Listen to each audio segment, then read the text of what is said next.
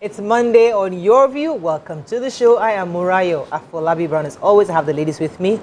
Hello, Alaja Nima Akashat Zabiri Intel building. How was your weekend? Our weekend was, I mean, it's the GT cool because North Arabian MM was there, right? MM was there. Yeah. North Arabian culture came all the way from Abuja. We had agreed I must show up at this event. But you know, I didn't have driver that weekend, and I just could not stress. I just had to help run my home first. I'm really sorry for that. But today is Alaji people's birthday. Who's Alaji people's? Alaji Kazim Adeokun, our one and only cameraman. Really? Happy birthday. Happy birthday, Alaji. He's always calling me Alaji, and he's not a young person. Small but mighty. Happy birthday. Happy birthday. Yeah, he's been here for a minute. Yes, so he's a very efficient person. Hello, Mariam Longe. How are you? Doing good. Also, my stepdaughter's shop, the cocktail company that she has was also at GT. Oh, nice. For selling drinks and everything. So, yeah. Did you go? No, I didn't. Aww. I couldn't, but happy for her. Oh, she's just doing amazing. But also, I will be on Smooth FM on Wednesday, and I'll be talking about everything, my book, the work I'm doing with Conservation Without Borders that I had mentioned, you know, different things. So, love it. I hope you guys can tune in 11 a.m. on Wednesday. Soul Sisters is the name of the program. I'm talking everything Miriam and all that I'm doing.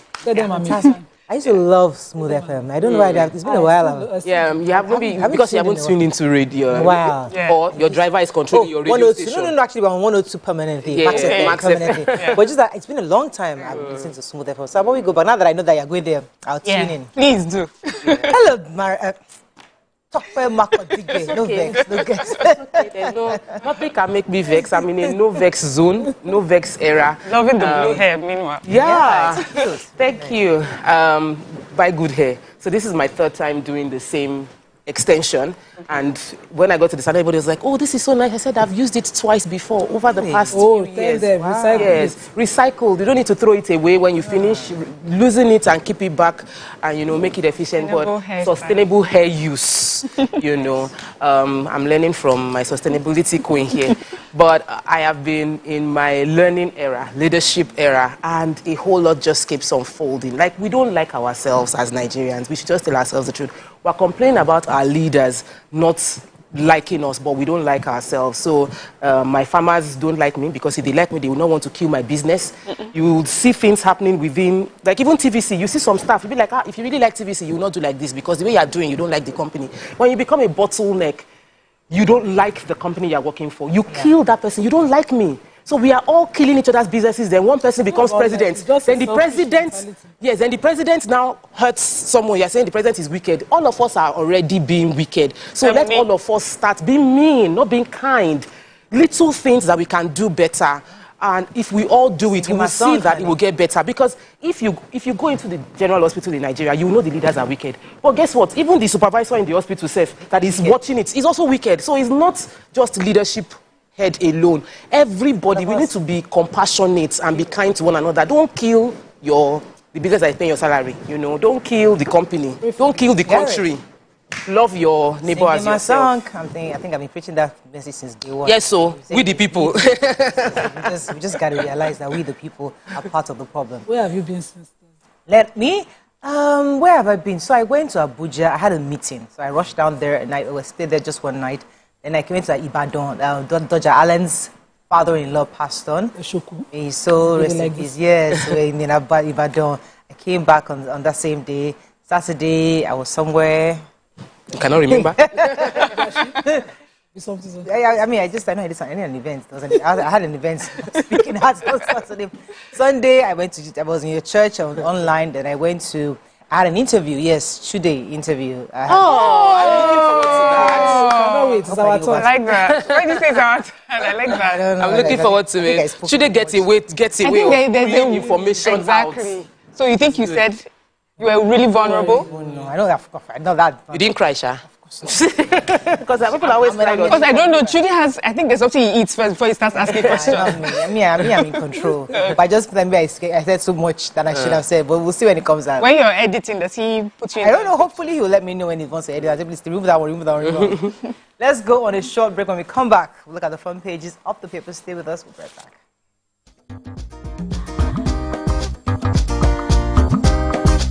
Stay tuned. Your View will be right back.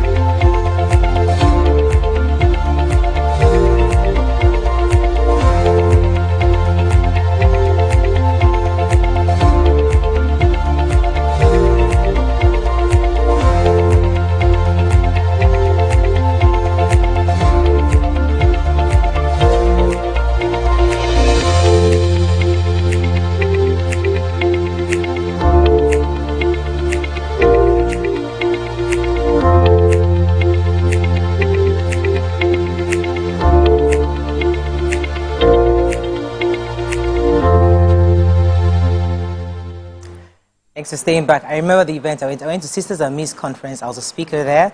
And then on Saturday was Shukwu Olushi's father's funeral. I was there. And then I went to Afrif in the evening. See, it was a packed Saturday. It was a very packed so many things. Yeah. All right. Let's start with The Nation. How tax reform bills will boost revenue for tiers of government and by says panel. Save us from terror group. Lukarawa's Kebbi State begs CDS. Why Okwebolo pulled out of joint transition team with Obaseki. Picture story here. First Lady Senator Oluremi Tinubu presenting you lesson materials to people of Akpabio Goodwill Calabar Preparatory School launch. Vandals disrupt bulk power on another transmission line. Stock exchange tightens rules on shares buyback. Fubara, I would not work with Oko Jumbo-led assembly. Okay, and Discos insists consumers must pay for meters replacement. Okay. So I want to beg Nigerians on behalf of the TCN that are begging that those communities that are hosting transmission lines to please collaborate with the TCN and security operatives to combat the menace of vandalism. So the TCN said that vandals had destroyed their 330 kV Lokoja Gwagwalada transmission line, one in the early mornings on Saturday, and they tried to re-energize that transmission line, but it tripped again, and they had to issue a statement. Upon inspection, the lines discovered was towards T306, T307, and T308 along line 1, and they've been vandalized, causing disruption in the bulk power transmission along the route. And they examined further and found that the vandals had stolen 2 spans of aluminium conductors from line 1. This line is a double-circuit transmission line, and TCN is still supplying power through line 2. Efforts are underway to recover and to replace aluminium conductors for 2 spans stolen from line 1. This continuous vandalism is, according to TCN, majorly behind the continuous grid collapses, the instability that we continue to experience. And we will shout government, Tinubu, what is happening? But see where our people are. Stokpe had mentioned on Abanta. We can't keep self-harming and blaming somebody else. Exactly. We are benefiting from crime and blaming someone else. It's just impossible to understand. Yes, I have Discos insist consumers must pay for meters. You remember last week I had taken the story where FCCPC had said that, had insisted that Discos will be the one paying for this replacement of meters, and they will do everything to protect the rights of the consumers. But according to The Nation, they said the Discos appear set on a collision course with FCCPC and NEC, as they've insisted that CEO customers, I'm sorry, but you have to pay. FCCPC said they've received so many petitions from consumers, of electricity, and we're going to see how that pans out. For Discos, they're saying, see, first of all, they're asking consumers to pay over 200,000 naira for the replacements of these meters. They say there's always been a sort of arrangement that they do with consumers, where they're able to do a refund. Pay cash, they give you credit. They give you credit they give you credit on your meter, so you enjoy some electricity. But you know, that I don't think that is the case. They're also saying that, see, these meters have to be phased out anyway, and if you're a consumer or client refuse to replace your meters, you'll be in darkness. Like you'll not be able to recharge or nothing. They said that the reason why they have to change those meters, that once they get to 10 years, there's a amount of electricity that comes in. If it's quite low, the meters do not pick the reading. And many of the consumers have been enjoying this. So it looks like the reason you are protesting is because you know that there's something that has been wrong with your meters and you've been enjoying the benefits of that. But now they have to phase it. But it still does not answer why, for me, why the consumer has to be the one to take the cost of that. After all, you know. Anyways, we'll see how this and who wins, FCC, PC, and NERC or Discos. Okay, another story. Yeah, so I have the tax reform story. The presidential committee, the chairman of the presidential fiscal committee, fiscal and tax reform committee, Mr. Taiwo Yedele, has made recommendations, and these recommendations gave birth to 4 bills before the National Assembly, and he decided to give more insight to it, breaking down the fact that the VAT decentralization is helping Nigerians, is helping the government, that every state apart from Lagos will benefit from this, because it is about, if you are making economic activities work in your state, you should earn more from the tax reform. Said that they've even cut down what federal government should get from tax from 15% to 10%, providing an extra 5%. It is equitable sharing, it is fair sharing. 60% of the tax will be based on derivative, which is where you are getting the money from. 20% is based on the population size of each location, and 20% is based on equity. So he said that they've already thought through it, that our current tax system is very archaic, that some of the tax rules we have date back as far back as 1939, and people didn't really study. Even the governors protesting haven't studied the 4 bills. They just took one and started protesting against all the bills like everything is not going to work for them. He said it would be efficient, it would increase productivity within the states, it would increase revenue within the states, that it will take the states back to when regionalization, where if you are producing in your state, you will earn from what is working within your state. He gave a lot of other reasons. I think people should take time to read the Taiwo Yedele reports and even read the bill themselves, so that we move forward. Even revenue will make more money, states will make more money, federal will make less money. All right, for my own top news, I didn't find a story in Nation today, but the news I think is really important is today is the birthday of the number one most influential women in journalism in Nigeria. Yes. Chief editor of TVC News. Oh, that's none our other very than own. Stella Jacob. Happy birthday. Happy birthday. Moving on now to the Punch. States debts hit 11.4 trillion as federal allocations rise. Feature story here of our president in Saudi Arabia. Husband arrested for allegedly setting wife ablaze in Ogun. Traders demand 3.4 billion naira compensation for Lagos market demolition. NLC gives governors December 1 deadline for minimum wage payment. Ministries making illegal requests for workers' promotion, says memo. Troops launch manhunt as Lukarawa intensifies killings in Sokoto. And Ondo governorship poll. Inspector General bans Amotekun, others as 15,500 ad hoc staff deployed. So I have the human interest story. This man, Olubunmi Johnson, according to the Punch, in the Fabui area of Fabui Street in the Ilobo area in Ota, local government in Ogun State, just woke up on a Friday morning after a domestic dispute poured petrol on his wife, set a match on her, and got her burned. Fortunately, she was saved by neighbors, and one of the neighbors also called on her relatives to quickly come and intervene, who then brought in the police. And according to the PRO of the police in Ogun State, he's been arrested. They are currently investigating why he would douse his wife with petrol and set a match on her, but they've not been able to get to what led to what. A 55-year-old man, not one small boy on any excuse of drugs or anything, but an adult like that who's excessively violent towards his spouse is now being investigated. I didn't want to take this story because the story concludes on a similar incident in October that happened in Ikorodu. I didn't want it to be like we're reporting a pattern so that it doesn't get copied, you know. But we just had to take it. Okay, let's go on a very short break. When we come back, we continue with our review. Stay with us. We'll be right back.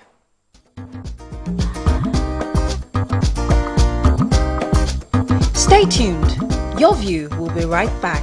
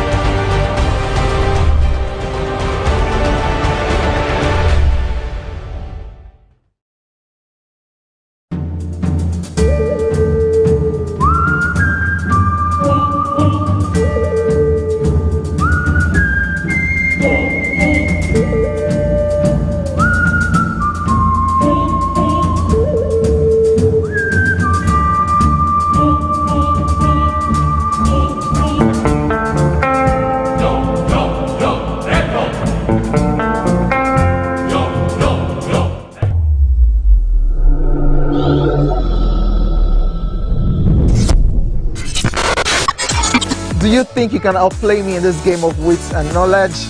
Can you go 7 rounds without flinching? I meant answering 7 questions correctly. How well can you hold your liquor?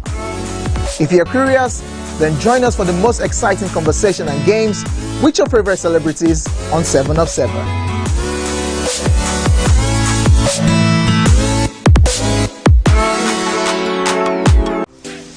Welcome to Pure Entertainment. What would you like to order from our menu today? We have the regular. So let me go and look for my jam results. My 20 was 320. I suppose don't be one medical. At this point, I contest my jam results. I want to close the show. I can go. I can. Okay, that's all we can take. I choose to close the show here for that long. Ladies and gentlemen, number 1 unavailable by Davido featuring Musa Keys. We also have today's chef special.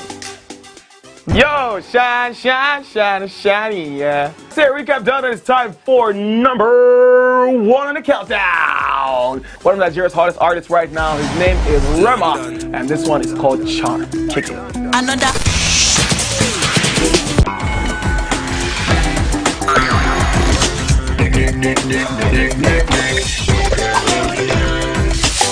For dessert and a bit of nightcap, we have the nighttime and online specials. I want to start the gym, yeah? But do you know one thing that's actually keeping me back? You should start the gym though, you're getting fat. Cricket.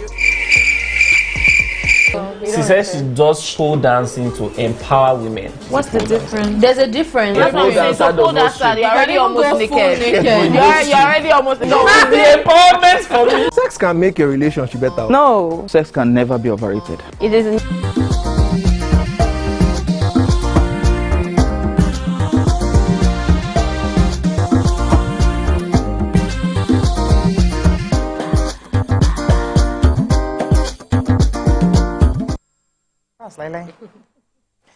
Okay, continue with Punch. What's the story? Yeah, so I have the story of traders. See, the demolition is happening everywhere. Right now, it is the turn of Oluwole Market in Lagos Island, and the traders are complaining. 169 of them have always had the ski clamp kind of store, and they said they've operated peacefully and had a good relationship with the local government and the state government up until April, when they got a notice from the Lagos State Fiscal Planning Agency, that's Lagos State Building Control Agency and the Ministry of Fiscal Planning and Urban Development, and that the information they got was that they were going to be demolishing where their businesses currently operate. So they've sent a letter to the governor to say that they are seeking compensation of 3.4 billion, which is what they claim for the illegal demolition that has taken place, because they had informed the government up front that their businesses would be put in jeopardy, their livelihood would be put in jeopardy, and that it shouldn't have been demolished the way it was demolished. So the claim has been filed. They are just probably putting it in the papers to reiterate that they demand a 3.4 billion naira compensation. And hopefully they will get a chat with the governor, because they were expecting a meeting with the special advisor to the governor on fiscal planning, and they were hoping that based on that meeting, there wouldn't be a demolition, but there was a demolition, and now they are expecting compensation to be paid to them. Okay. Yes, I have troops. So the acting chief of Army Staff, Lieutenant General Olufemi Oluyede, visited 8th Division of the Nigerian Army in Sokoto. This was on Sunday. This is part of his effort to combat the new terror group, Lokarawa. This is scary. So there is a confirmation that there is a new terrorist group brewing in an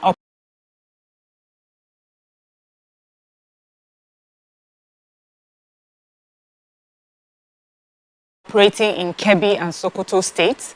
They said that this terror group is affiliated with jihadi factions in Mali and Niger, and this is raising serious security concern in the northwestern region of our country.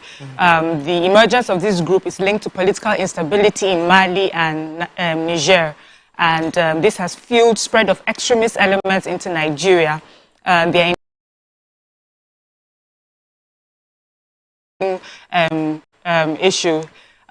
We have our troops have been stationed, in areas in Sokoto and Kebbi states, and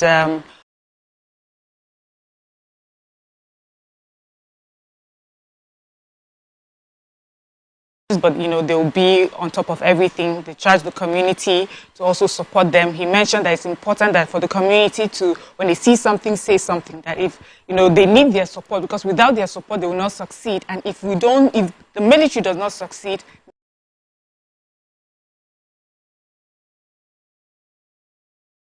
Nigeria will not be secure. So it needs them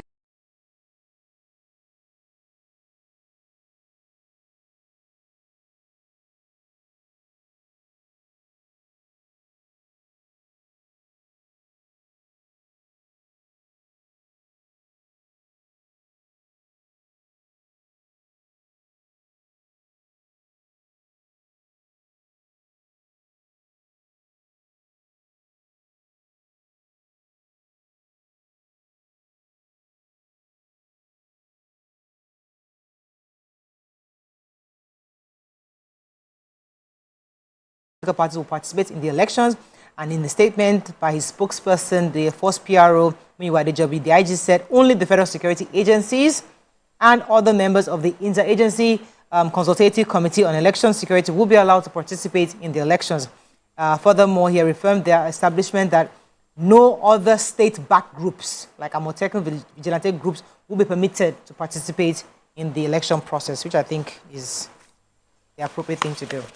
Moving on now to Daily Sun. NAF bombs terrorist arms depots in Kebbi and Zamfara. Soludo defection rumor, Bianca. Ministerial appointment unsettled Anambra's APC. Prices of eggs, yam, beans, milk continue to rise. Edo governorship and governor-elect, trade wars. FCT 35 state domestic debt swell by 198.9 billion naira in 3 months. Labour declares strike in states failing to implement minimum wage. Okay, which story are we starting with? Edo drama.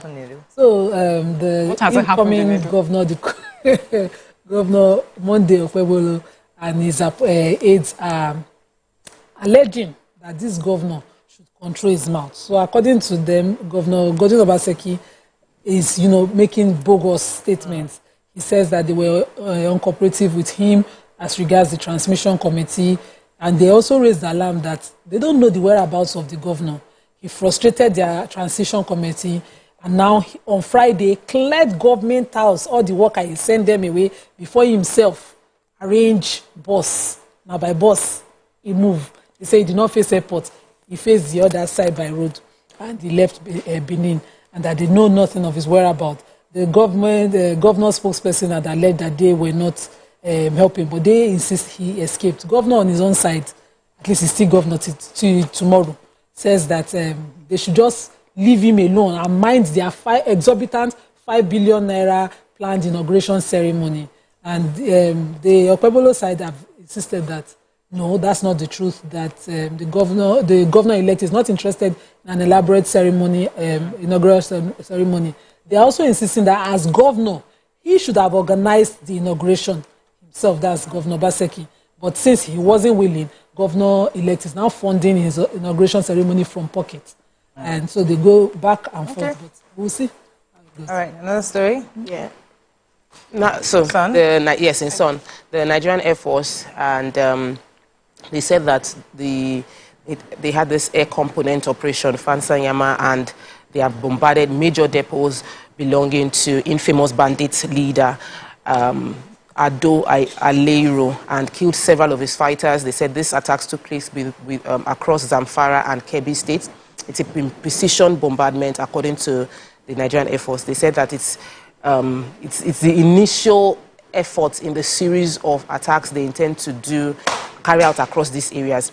The Director of Public Relations and Information, Air Commodore Olushola Akiboyewa, said that it would send a shockwave across criminals within that area. It will weaken their operational capacity, and that the focus of the campaign is to provide air interdiction, and that the first wave of launch of attacks have been successful so far.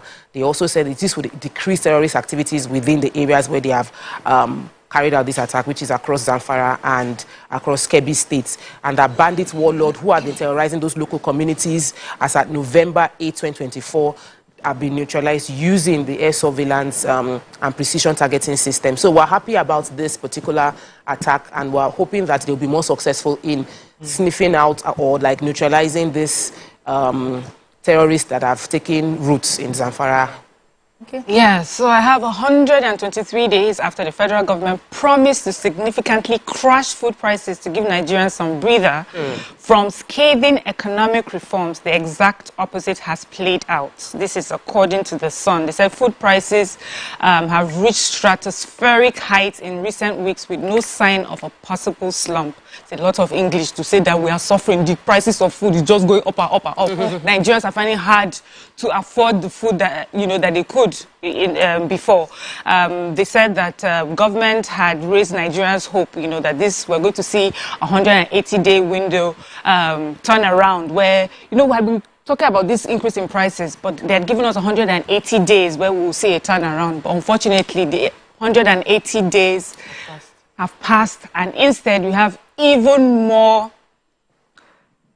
increase in the prices. So, of course, this particular report goes to show us the different prices of food items in the market. A kilogram of stockfish costs 14,000, tomatoes 3,000, small tuber of yam 2,500, average size egg now sells for 250. Then we have Nigerians on the street that they interviewed. We had a particular food vendor. She says there used to be a time Nigerians would come to ask for leftovers that they gave their pets. But now they buy these leftovers for themselves. There seem to be just increase in prices across board. And Nigerians are saying it is too much. We can't take it anymore. Price of eggs, 7,200 naira in the store. Yeah, some things have gone really up. Egg up. Rice. But tomatoes have gone down. Some things are yam so there are things, they say eggs, yam, beans, milk continue to rise. I bought yam cheaper. I know rice. Rice is higher. Beans is higher. You bought yam cheaper? I bought yam cheaper. Okay, hasn't got into my area yet. Please get the memo. Yams are cheaper. Papa gave us cheaper yams. Yes, I got back from you, and I also bought from somebody else who was cheaper. When in traffic, under that Otedela bridge, I bought like 4. I bought for like 10 the other day. So please, let them know in my area. Okay, Vanguard, final paper. Let's find petrol, banks loan for imports to hit 3.5 trillion.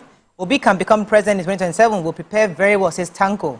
Hunger, children scavenge for leftovers at parties and prayer houses. It's rare privilege to be Bayelsa governor, says Diri.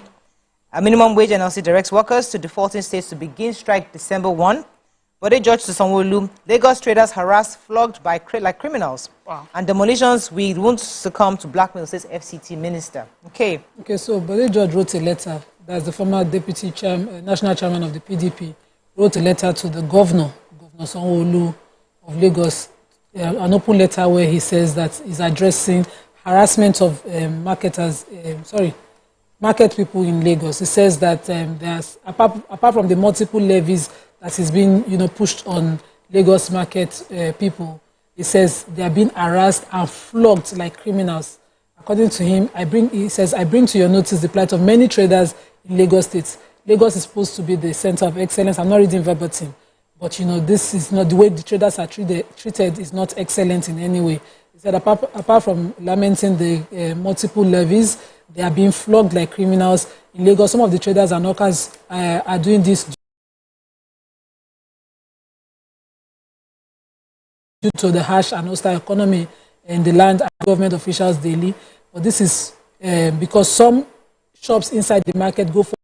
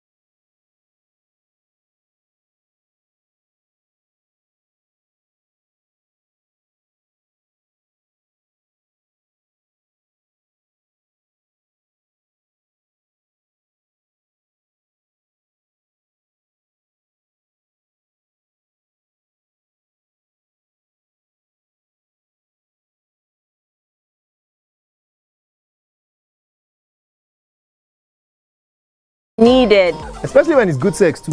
Almost every guy has been with somebody's girlfriend. But they are for all of us now. That's why you're still single. I would not agree or disagree with that because I don't want to get into trouble. I have a home to go to. Your next question. Oh, you ready to fail? Who is the person you see some sports? That woman. Damn! Yeah, today we'll go here. Hey! Let's get talk now. And don't been able to satisfy your cravings, yeah? Stay good. TVC Entertainment for pure entertainment.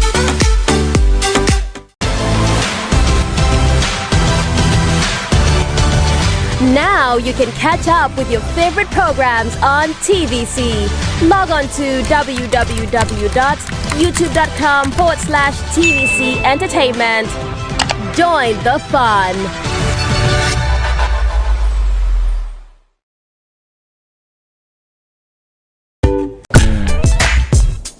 Oh, hello guys. Come closer. Now this is not a magic trick, but I'm about to show you the best breakfast show on television. Ready?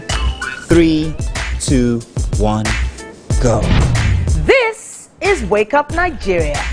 On Wake Up Nigeria, we take your mornings from drab to fab. A quick look at the newspaper headlines to keep you updated on news and current affairs. There's sports, great features and places to go, and things to do. 47, 48, 49, 50. It's okay.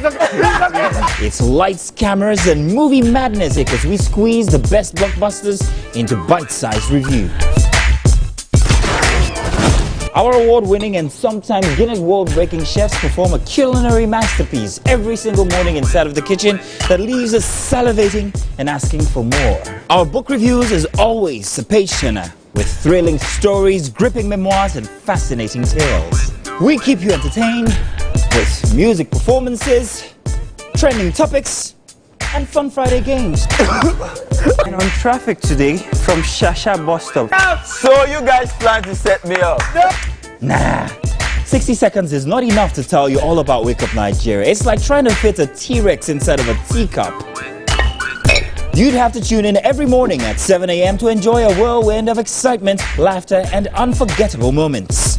Wake Up Nigeria, your tickets to a fabulous start every weekday morning.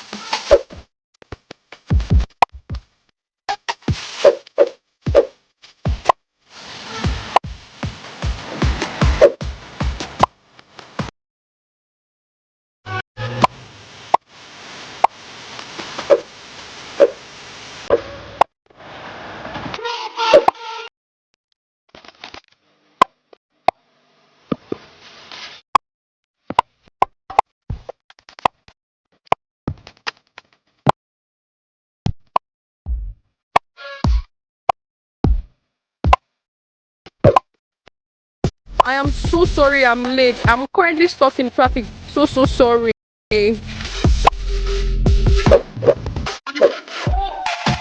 Hi, we're about to start the show.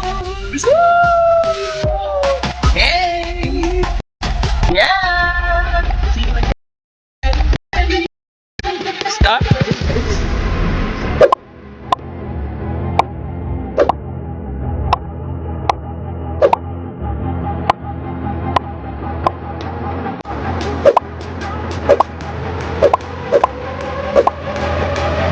Connected into one. If you look at the axis very well, we have the ferry on the other side. We have these 4 loops that have different intercity intras and they go from one state to another, even the country cross bus system as well. Then we have the rail system. What we now look at, okay, we have been building construction all over the place in terms of road, rail, ferry. We now have to ensure that all these modes of transport are connected for ease of mobility and efficiency and effectiveness.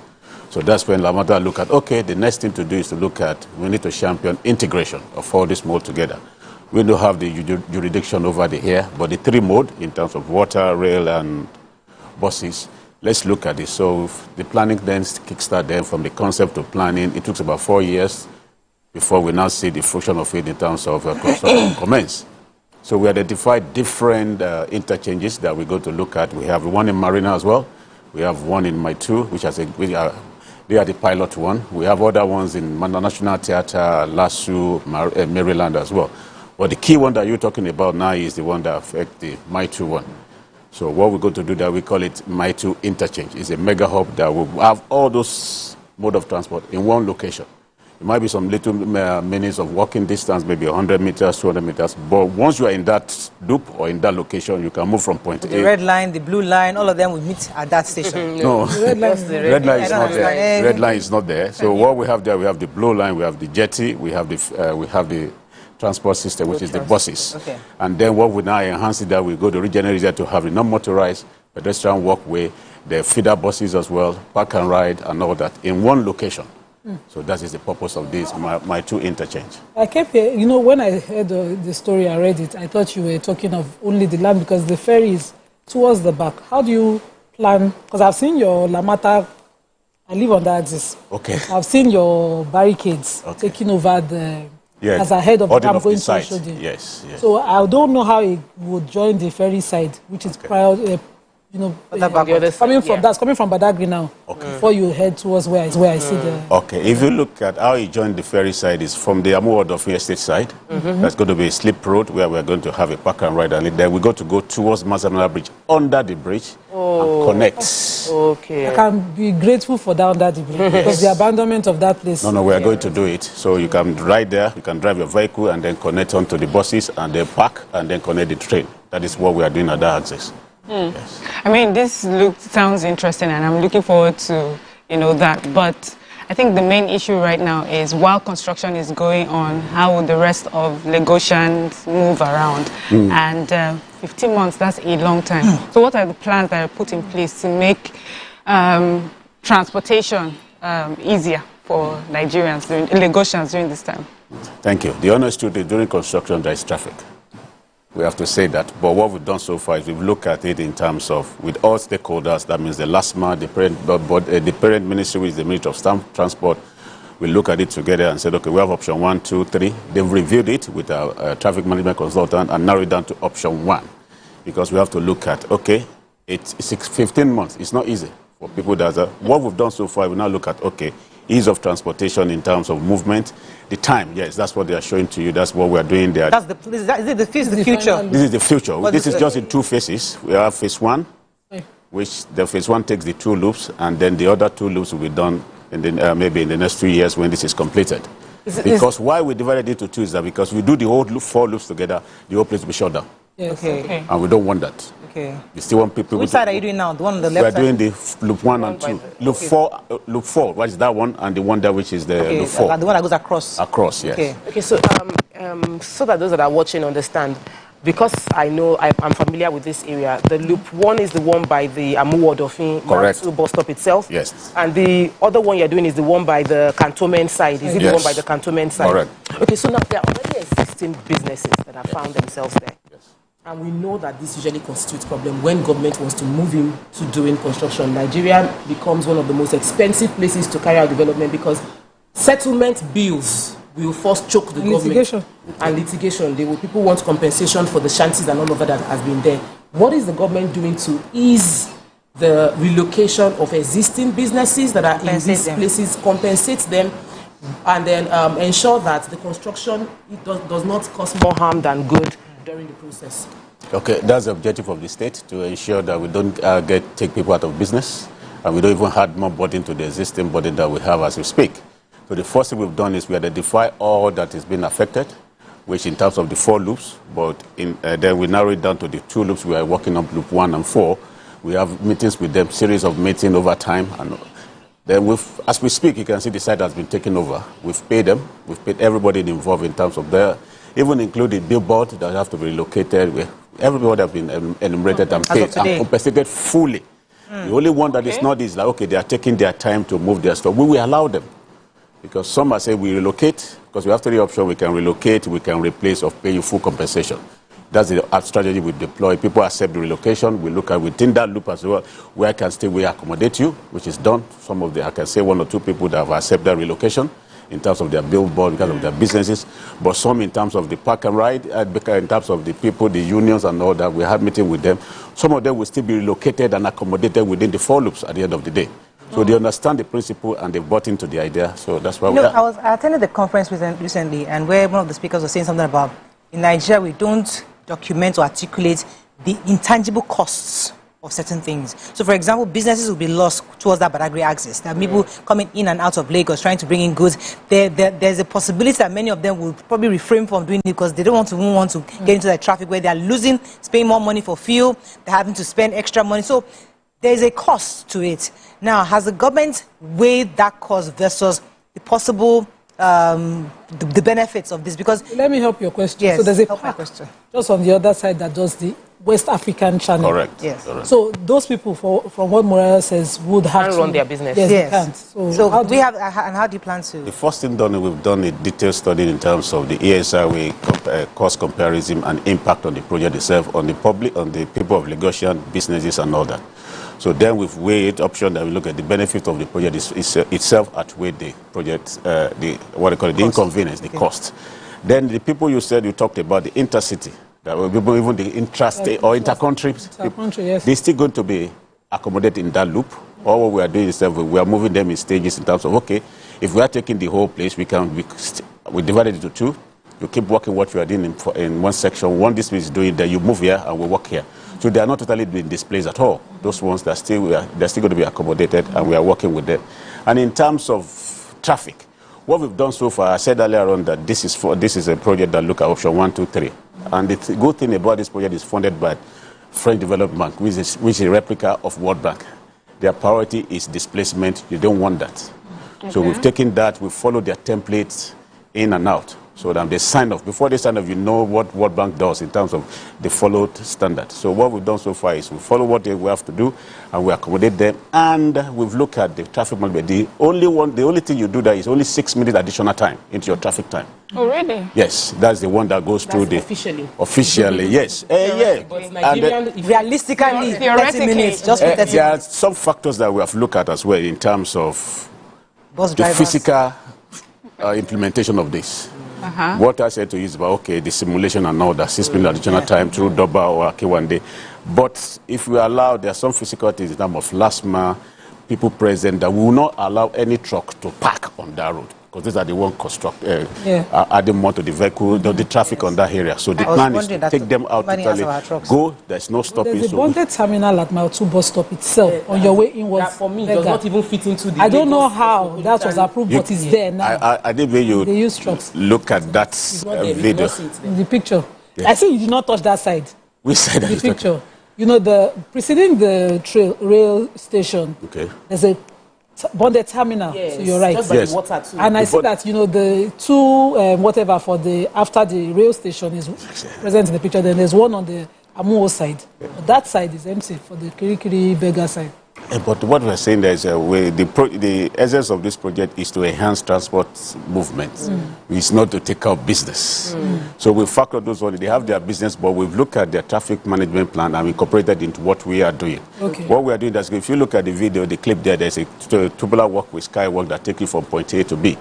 So, and then you can move from one loop to the other. You can move, maybe there's an underground pedestrian walkway, tubular walkway, skywalk as well. So all those have been factored, and there's going to be a walkway, there's a cycle lane that is being gated that you can cycle from the ferry out to the... the question was intended... That's what they're showing now, yes. During this construction, that was the question. So how do we avoid trucks parking since that terminal has to operate as well? No, we have a discussion with them. They have to know, we have to understand the principle. Discussion not today. Yeah, we understand that, because that's why I said we will not allow trucks to park on the road during construction. You know, I think a lot of were laughing because we also understand that we can make plans, but we also know the Nigerian man, and how he thinks. The Nigerian factor. Yes, just how we can be. But I don't know if at this point you're able to tell us where the diversions will be and where we'll be passing. Maybe I think you can show it. Well, if the Apapa show the expressway, you know you have 4 loops. We are only taking 2 out of it for now. Okay. So the other movement is still okay. It's still the way it is. Okay. So because of congestion, I said, it's like when we are constructing the overpasses in Lagos, we have 10. We just said to them, let's do 5. The federal government can do their 5 later. They've commenced now because of traffic in Lagos. So exactly the same strategy is what we are deploying now on this axis. Okay, so in 15 months, this fine thing we are seeing, we'll be seeing it. But Nigeria factor, plus or minus one. Yes. I have a question. 2 questions, actually. First question is, we know that not everybody would watch the news, get the information about the diversion, and some people will get on the wrong road in the midst of this. Is there a system that is the communication? Have you made communications with the last mile and VIO and Maps? So that we don't have a case where people will now say, you entered one way and you arrest people when we did not know there's a diversion or that there is a change in the road, so that we don't punish Nigerians for making mistakes as opposed to recorrecting them or redirecting them to the right path. Enough signages. What we've said so far is, I think that's germane. It's a fact. We note that. And what we've done so far is we look at diversion. That's where you said today. We've moved it by another 1 week to ensure that... Oh, so it's not today again? It's not today again. Okay. People are well informed. The necessary palliatives are in place. And I'm going to go there myself with the last mile officials and their GM to look at, okay, what are the things? Is it okay for us to now commence?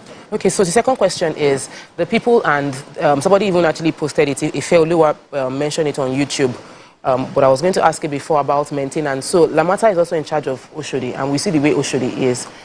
He's not in charge of Oshodi, but Oshodi is a Lagos State cosmopolitan, beautiful edifice built to give us that, like the way this... It's not connected. It is, and they're connected now. No, but it's Oshodi was done very well. Yes. And we're looking at maintaining Oshodi and seeing how Oshodi is serving people. How do we ensure that what we're saying happen in Oshodi, which is where it is not being properly maintained, doesn't happen in this new edifice we're spending billions of naira to build? Thank you. Actually, the correction there is Oshodi is under Ministry of Transport, and then I think it's being managed by a firm. Okay. And then Lamata will not in charge of maintaining and then operation of it. But we use the place as part of our own bus system. In terms of what we are doing, maintenance is the key to Lamata, and that's the drive, that's the way to go now. And the question is, I've had it a million times about, okay, even in the rail, this is a beautiful blue line, blah, blah, blah, maintenance. You know, what we've put in place is there's a strategy in terms of maintenance regime. But that is still subject to funding, but we'll look at that. For the present government, I think that has been taken care of. So Oshodi, I want to be sure, I want to clarify. So Oshodi is actually being run by Ministry of Transportation. But it's still Lagos. I think it's a Bile Holdings, there's a consultant. Bile Holdings, just checking. So there's a question that this one concerns me more, because I've seen some of your developments that would have eased this diversion that we're looking at, because I'm used to corner. I get to work. The corners are not good. So now they've built this link bridge that takes us from Koka into Amuodo, but it's not open. In fact, most of the link bridges on the Badagry Expressway, you take that U-turn and you want to get into another, it's not open. They are beautifully built, but not open yet. And this would have really solved a problem for us at this time. Is there an intention to create more of these ways? And if we are going to go in from Alakija to go and link that bridge to get to Koka and find our way to turn, is there a way that the first stack roads that are dead traps that, you know, are not good in any way? Is there a partnership with them to see that at least they are, you know, ameliorated to some points that is usable for cars, so that we can use them at this point? What are you doing now? Two things. In terms of opening that bridge constructed, we're in discussion with the Ministry of Works in terms of, because they are aware of our own construction, what we want to do, and we told them, these are the constraints in terms of traffic on that area. Presently, we are looking at it in terms of diverting to Akiwade and then Doba Road that come from Papa Oshodi and then Lagos Badagry. But to make life easier, we need to open that. So they have their plan in place, which we are discussing with them. And I'm very sure before the 15 months run out, they will open that section. Not immediate, not before this construction. You know, I don't want to give a time because it's their own area, but we're in discussion with them. They know. They understand what we're doing and they understand it and feed into their own program. Yes. But the beauty of it is the agency work together and the ministry. So we have interagency and interministerial meetings and collaboration to ensure that everybody works to the same state. And in terms of palliative on those roads, I will look into that. We are in discussion. We have a good relationship with PwC, which is in charge of all roads. So we can pick it up from here and then write to them and tell them to look at it for us. Yes. Okay. Well, I'm just hoping that this 15 months go fast, and we really hope that 15 months, 2 months is already gone. And that is 15 months. When we say 15 months, 2 months is already gone. The project has started already. Oh, okay. Yes. So, but for us to give us a cover and so that we don't give a time that we don't fulfill. So we are used to it. This is Nigeria now. You get 15 months. Now, were we not hearing that jury said that Port Harcourt refinery would start in December? When this so we are used to it. I know that when that can we go to they have to run. Yeah, well, I'm saying that message to Lagosians, please let's conduct ourselves properly so that there's ease of traffic. I hope indeed 15 months. Thank you. Any final words? I'll give you one. The final word is that we just give Lagos, we ask them to please bear with us. Yes. This is the benefit of them. We can see when we are constructing the rail itself, a bit of inconvenience, but at the end of the day, it's now here. So that's what I would say. Bear with us and for Lagos to move forward Thank you very much. The mega city of Lagos. Okay, we're speaking with Engineer Olasukomi Okusaga. He is the boss in charge of Lamata. Thank you very much, sir. Thank you. That's all we can take on this segment. When we come back, move on to our hot topics. Stay with us. We'll be right back. Thank you, everyone.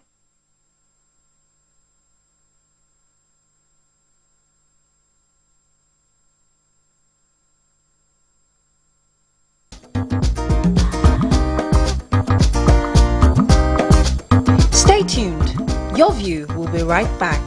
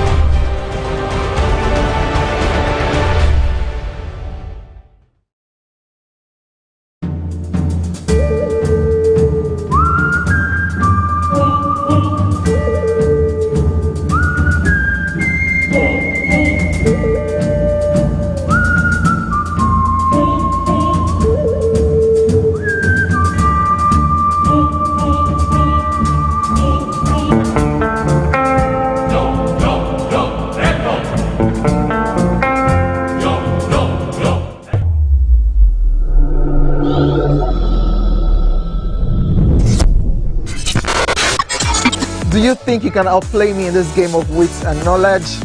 Can you go 7 rounds without flinching? I meant answering 7 questions correctly. How well can you hold your liquor? If you're curious, then join us for the most exciting conversation and games with your favorite celebrities on 7 of 7.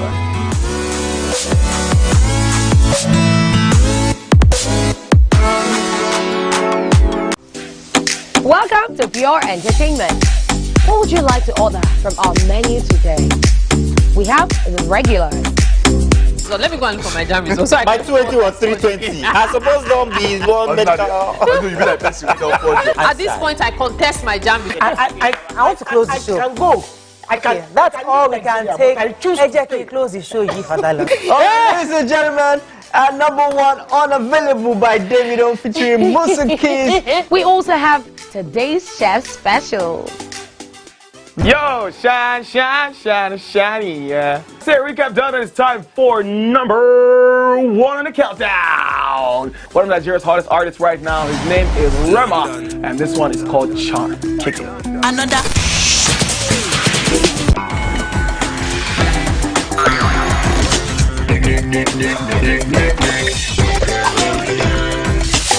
For dessert and a bit of nightcap, we have the nighttime and online specials. I want to start the gym, yeah? But do you know one thing that's actually keeping me back? You should start the gym, though. You're getting fat. Cricket.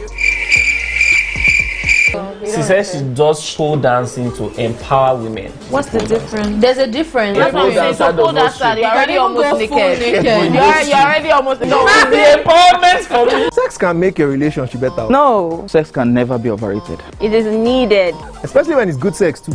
Almost every guy has been with somebody's girlfriend. But they are for all of us now. That's why you're still single. I would not agree or disagree with that because I don't want to get into trouble. I have a home to go to. Your next question. Oh, you ready to fail? Who is the better? You still some spice. That woman. Bam! Yeah, Today we'll go here. Hey. Let's catch up. I'm sure we've been able to satisfy your cravings, yeah? Stay tuned. Entertainment for pure entertainment.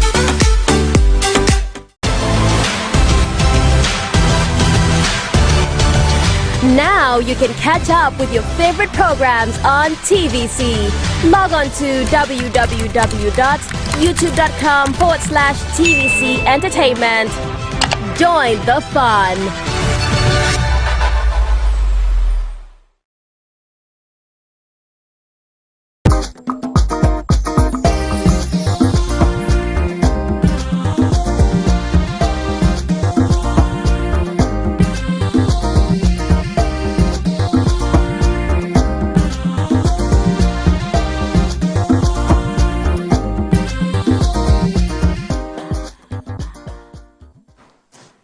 Thanks for staying with us. So last week, Wednesday, former President Donald Trump won the 2024 presidential elections in the U.S. This morning, we'll be discussing some parts of what this election means to Nigerians, especially those of us who live abroad, who live in Nigeria, who are aspiring to go to America.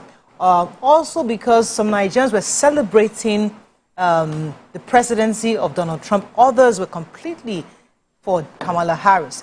What are the dynamics with these elections? Also, recently, a Nigerian pastor was in the U.S. to celebrate Donald Trump, and he was followed with lots of criticism. Why would he be preaching on the pulpit, talking about holiness and righteousness, and then you supported Trump, who is a convicted felon, who is a racist, who is the object of white supremacists? So many angles. What are your own thoughts on this? We're going to be having a guest who is a social entrepreneur and a public affairs analyst, Mr. Chukwuma Ephraim Okema, who will be joining us. Welcome to the show, sir.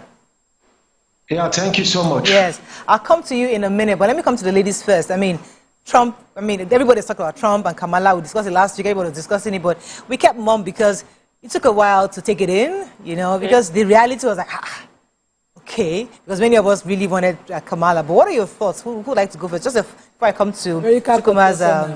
Sorry? America caught us on our ways. You see the margin. It's only us that we were voting for Kamala from. The Americans had no business in our... They did not send us, really. They went out. At least we will not rate them as we rate INEC. We will not disrespect their electoral body with the distrust that we have for our own. So they went out and people actually casted votes. The way we saw it total out, and nobody will be shouting that an election will go happen there.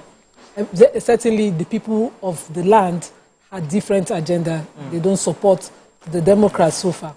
I personally, since Obama, have lost faith. I don't have interest. Because when we If you see why I carried the matter on my head, I remember that night we did not sleep. Obama's alright. Only for him to become president, and he had an anti-African agenda. Personally, I have no love for him. Gaddafi was lost under his watch, and a lot of other things happened to Africa. So you can be on their side. Let me come to you, Mariam. What are your thoughts? I think the very last one I watched was the first time around Donald Trump and Hillary Clinton. I was looking forward to seeing a female president, at least in America.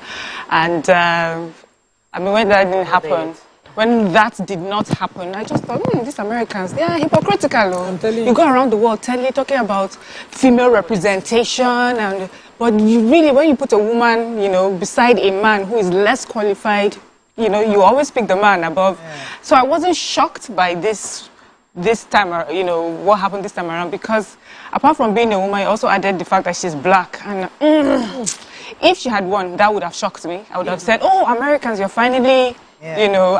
being more accepted. It didn't matter she was married to a Jewish man. No, it did not matter, because she is the face. She would have been the face of their government.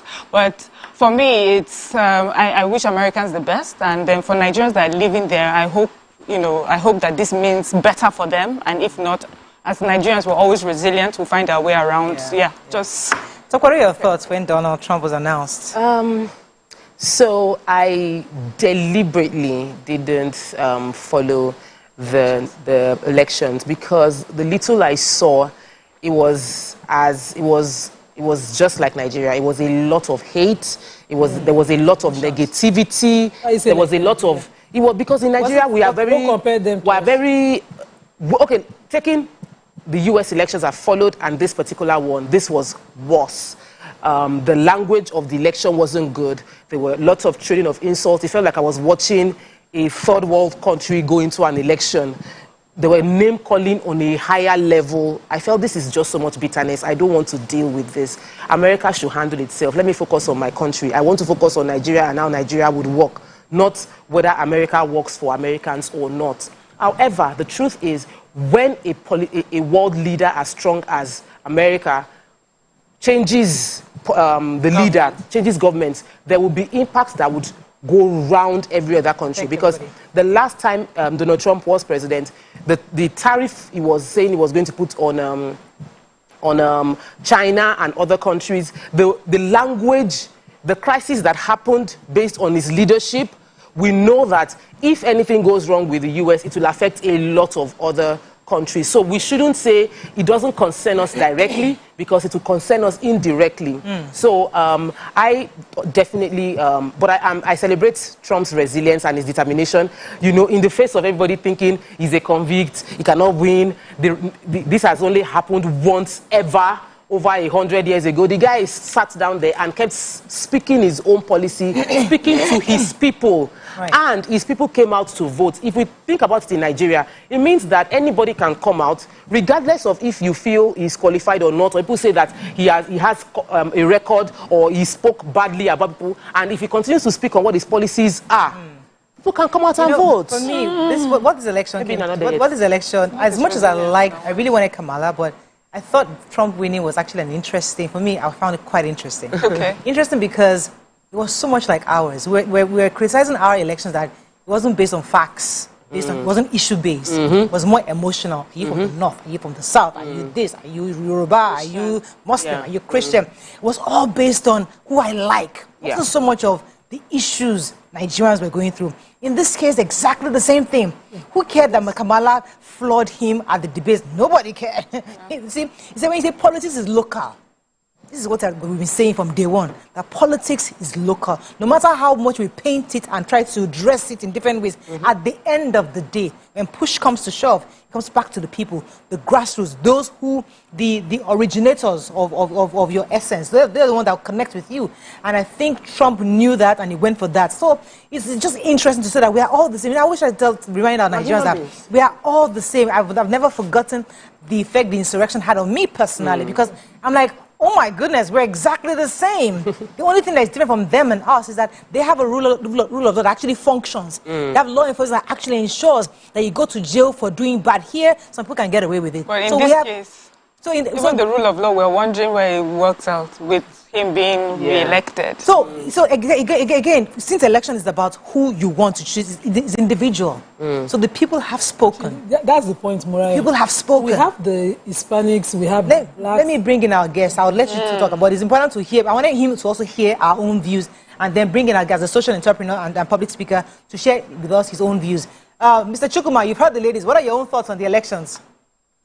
Okay, first and foremost, let me say that women globally need to learn how to support themselves.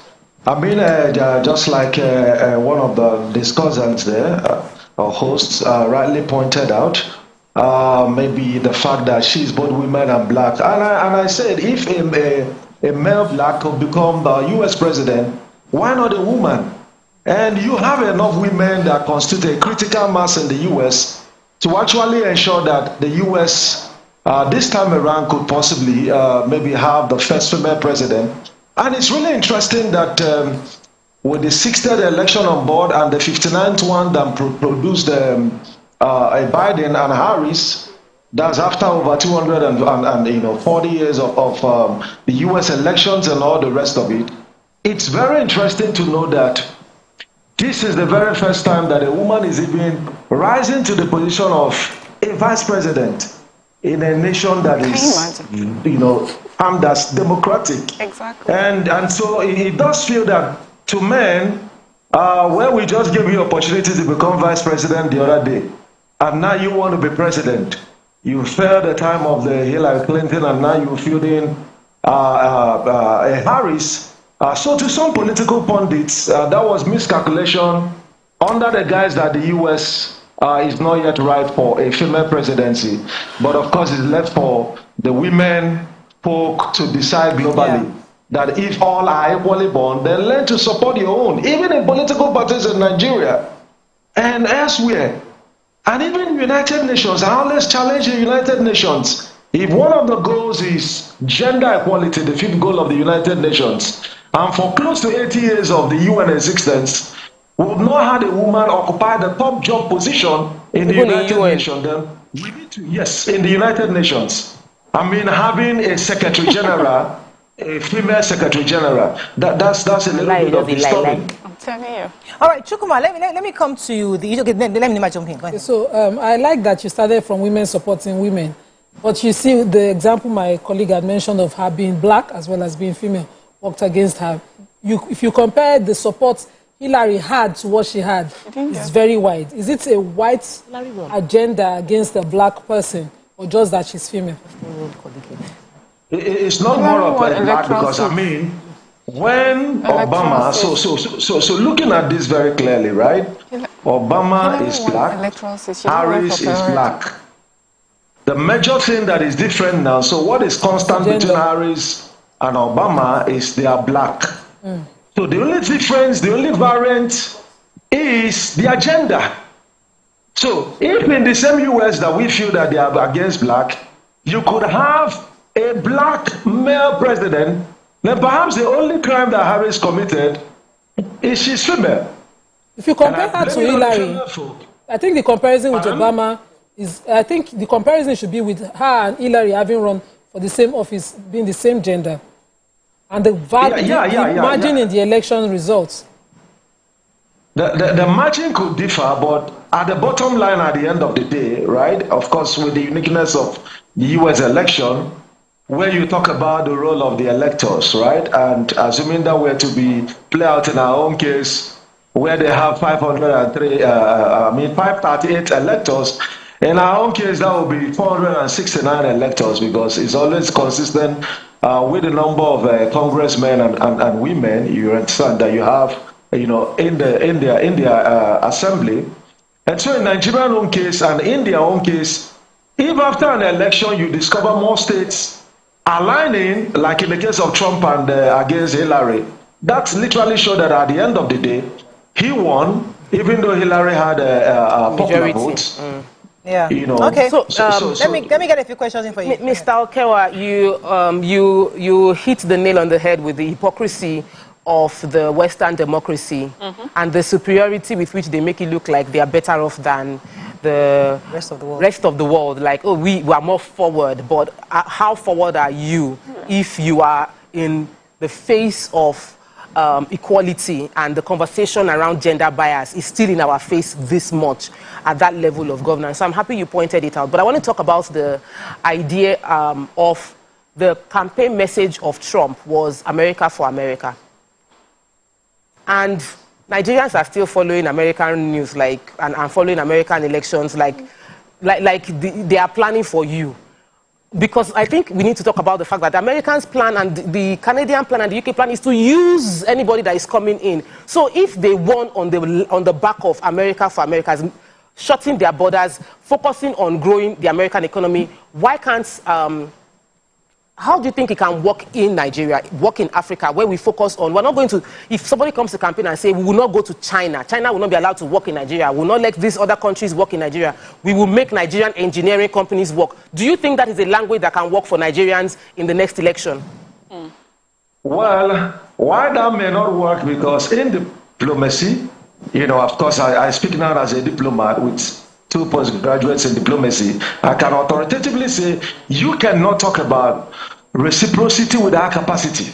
So when you are talking about following what maybe the USA, they are going to impose a 10% tariff, like universal now, and that means that whether you are part of the AGOA Act, the African Growth and Opportunities Act, which is going to end by next year, and Trump has stated, well, as for Africans, that's not going to hold water. We're imposing universal tariff 10%, and for China it's going to be 60%. I mean, for a nation to do that, you need to have the steeds, you need to have the sagacity, you must have looked at your strengths, and only like a China and perhaps a Russia could do a little bit of that, but like for African nations, where, like for instance, like small Germany, right? The economy of Germany alone is almost twice that of entire 54 countries in Africa. Yeah. Not to talk about United States, that the economy of US is about 7 times bigger than the size of 54 countries in Africa. So that means that what this can even push us to do is to begin to look within. How can Africans begin to trade among themselves? Trade in their own currencies, strengthen alliances, more like a United States of Africa, to have a common front to engage on the global stage. Yeah. It's getting tenser and tenser, and of course, further trade wars between US and China is imminent and is going to have dire consequences on struggling and developing economies. Mr. Okenwa, you see, for those of us that have watched US elections for many years, we know the major issues: immigration, abortion, LGBTQ, the economy. These are issues that presidents have debated and candidates have debated over the years. But in this election particularly, it wasn't really, it was used as there was more mudslinging than actual issue debating on issues. How do you think we can learn from these last elections? Because I'm trying to compare all the emotions that transpired from theirs to ours, because we saw quite a bit of it in our own last elections, and it divided the country in different parts. So the fact that the issues were somewhat suppressed or even used against, oh, you like LGBTQ, you hate LGBT, you are for abortion, you hate abortion, you want immigrants, you don't like immigrants. These things were used as attacks, not even based on the economic impacts in the country. So what kind of lessons can Nigerians learn from this what we saw in the elections of the United States? I mean, the major thing we can learn is that when it comes to elections, the core things that impact the nation should be the focus on politicians. And let me say this because it's very important. Yes, of course, we've had like a Trump weighing in issues happening in the Middle East, and some also with Harris, weighing in issues across Europe. What Europe is going to expect in terms of the invasion or the war between Ukraine and Russia. We've heard him also mention things about China, Asian and Indian and even BRICS. Some of these issues came to front burner. But before I begin to lay emphasis on with regards to your question, I observe with keen interest there is regrettable, either on the part of Harris or on the part of Trump, that there was no mention of Africa and what as Africans is going to expect by the virtue of the election of either a Harris They're too busy or a Trump. slinging to think of us. Yes, it does as appear that they were too busy with other things that to them Africa, right, perhaps is inconsequential. Exactly. And that should really make us to really reflect, to have a sort of an introspection, to ask ourselves at this point, you know, is it just all about maintaining relationships with other nations, or all about also building capacity? Yes, we know that as long as the U.S. is concerned, where you have political parties with strong ideologies, so of course Republicans are conservatives and they are nationalistic in their agenda. So you talk about stronger border policies, right? You know, restrictions on immigration, anytime that maybe you have a Republicans. And that is why many people were even surprised. Why do you have some Africans rejoicing knowing that Trump has said without missing words that undocumented immigrants in the U.S. Would actually be taken away. Of course, you know, many of them would be affected. So for the Jabba dream is already also being threatened. But Africans should be able to look within and say, okay, so in all of this, where do we really fall in? Right. But then to lay more emphasis on it, let's look within as a country. All right, go ahead. Yeah, so I like what you're taking us, because that's the question I was going to ask you. Specific, not Africa now, but just specifically Nigeria. As we know, Donald Trump, in his first time around, has called our continent a, you know, the word he used, the SH word. He insulted our president at the time and described him as barely alive, you know. And also, this is a country that Nigerians seem to give so much respect that we are excited when there's a sort of endorsement by America. Oh, this person is not allowed to travel to America. They have refused this person, but this one can travel to America, you know? So we accept. It seems that on one hand, they can insult us all they want, and yet we need their endorsement. But now, just given all this that we have heard, and I believe that the Nigeria today is a much more confident and more aware country, how would you say that our president first should conduct himself going forward with this new administration, knowing that this is a man that hasn't shown much respect for us? Secondly, diplomatic relationships between Nigeria and America. How do you think we should structure it going forward to show that, you know, we're a sovereign nation, we do our votes, we do our elections, we don't do mudslinging and everything. We discuss issues. Yeah, so yes, we're a sovereign nation, and of course, you know, if we actually want to begin to conduct ourselves to the point where we can earn the U.S. respect, and by extension, like other African countries also coming together to do that, then we should be able to, like, it should be like more of relationship of equals, right? So the same way you have Nigerians pouring into the U.S., do we have as much as U.S. citizens pouring who into want to Nigeria, experience the hospitality in Nigeria? They want to just visit, and we've not been able to make so much noise of what we have here. I've traveled to all parts of the world, yes, except Antarctica, right? And I can authoritatively say that Nigeria is naturally endowed with tourism potentials. Some of the tourist potentials you could see in some nations are man-made. Ours, we have it all across Lagos, in Bauchi, in different places. We should be able to make noise about this, generate funding from tourism, let people know that the only thing about us is not the fact that the U.S. is assisting us in counter-terrorism. No, that should not be the only narrative. You know, the energy of Nigerians, I mean, Nigerian energy can be marketed. You can't compare it. You can't match it with the energy of, any other country anywhere. When a Nigerian is naturally in the room, you could feel the difference. You know, I was talking with some of my friends in the United Nations, and they were praising their Nigerian colleague. When she's on the board at the meeting, everything changes instantly because there's an energy we carry, and we need to advertise that. So all of the things that makes us a great nation, we should be able to strengthen our refining capacity by Nigeria first also, not only America first. We're also a nation. So whatever thing we think that, the U.S. is pushing as a way to protect their own borders, because what makes you a sovereign nation is that it should be all about you first. Yeah. And as much as sometimes we want to look at, let me go on a short break because I have to go, because I actually like what that slogan, Nigeria first. Yeah. You just said it, and I think it's fantastic. Nigeria first. That really should be our slogan. Let's go on a very short break. When we come back and take a few calls and take some social media comments. Stay with us. We'll be right back.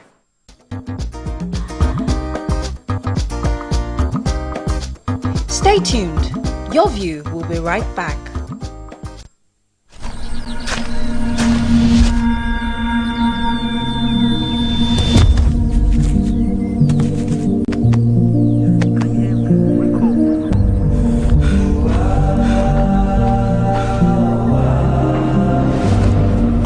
It's more than just a clinic. It's caring for people by being there when they need us. It's better health care for future generations. If a single clinic improves the lives of communities, imagine how many more lives and livelihoods are improved because of what we do together. This is what our foundation is built on, inspiring a future where no community is left behind. MTN Foundation, 20 years of inspiring good where it matters. Even when you need to clear your eyes. Oh, hello guys. Come closer. Now this is not a magic trick, but I'm about to show you the best breakfast show on television. Ready? 3, 2, 1, go. This is Wake Up Nigeria. On Wake Up Nigeria, we take your mornings from drab to fab. A quick look at the newspaper headlines to keep you updated on news and current affairs. There's sports, great features and places to go, and things to do. It's lights, cameras, and movie madness because we squeeze the best blockbusters into bite-sized reviews. Our award-winning and sometimes Guinness World-breaking chefs perform a culinary masterpiece every single morning inside of the kitchen that leaves us salivating and asking for more. Our book reviews is always a page-turner with thrilling stories, gripping memoirs, and fascinating tales. We keep you entertained with music performances, trending topics, and fun Friday games. And on traffic today from Shasha bus stop. So you guys plan to set me up? Nah. 60 seconds is not enough to tell you all about Wake Up Nigeria. It's like trying to fit a T-Rex inside of a teacup. You'd have to tune in every morning at 7 a.m. to enjoy a whirlwind of excitement, laughter, and unforgettable moments. Wake Up Nigeria, your ticket to a fabulous start every weekday morning.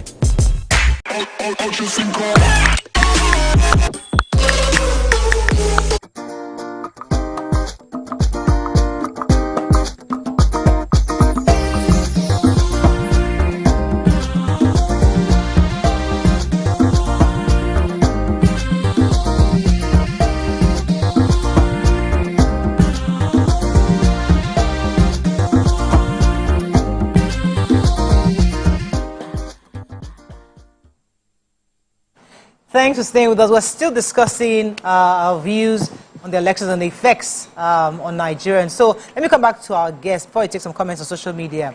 Let's focus a bit on immigration. Some Nigerian Americans are happy for Trump because they believe that it will restrict other Nigerians from coming to America to enjoy the American dream. And others, yes, some Nigerians are like, yes, block the gate. I went out, block the gate from the others. Others are saying it should stop other loved ones from coming to America, and they're really scared of the immigration policies Trump might come up with going forward because people have seen that he, as you said, is conservative, he's Republicans, they always close their borders. How do you think Nigerians should begin to respond to this possibility in the future? So let's make all Nigerians, government, civil society, citizens, we must put together to first understand there is no place like home. Even when you live in those nations, Nigerians that live abroad can agree you are not treated on same level with every others. Is that American connection? Unfortunately, network is bad in the US. Let's come back. Let's take a few comments. We'll come back to our so we have comments. Someone said that yesterday says, my brother's son is a medical doctor in the United States. Knowing what he achieved in 4 years is mind-boggling. Now, when he sends chicken dollar and you change it to Naira, you're instantly a millionaire. She also spoke about the fact that life could be unfair sometimes. Kamala is sitting as a, okay, she's comparing UK and the US, so it's not really relevant. Let me tell you, I'm told he's back. Sir, are you there? Chukuma? Yes, I am. Go ahead. You are saying? Okay, so there's no place like home. We must collectively fix Nigeria to work for us all. Only at that point you can now have only people with serious business with the US that will foster our national interest, visiting those nations, not to take anyhow kind of jobs. The jobs that people do as nationals when they go into another nation represents their nation. It tells the story about them.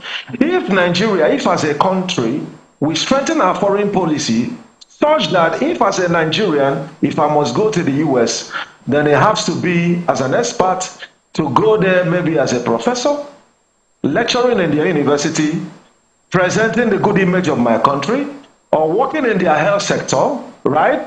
Or in research, public policy, certain things that puts Nigeria in the good light. Some nations have been able to do that significantly.